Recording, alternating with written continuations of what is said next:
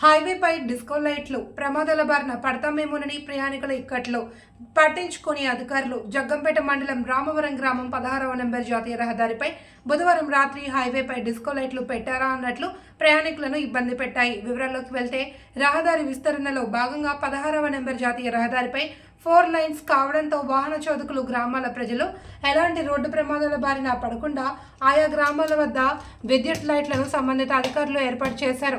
కానీ అధికారుల నిర్లక్ష్యం కారణంగా కాంట్రాక్టర్లు తూతూ మంత్రంగా పర్యవేక్షణ నిర్వహిస్తూ చేతులు జరుపుకుంటూ పనులు చేస్తున్నట్లు కనబడుతుంది.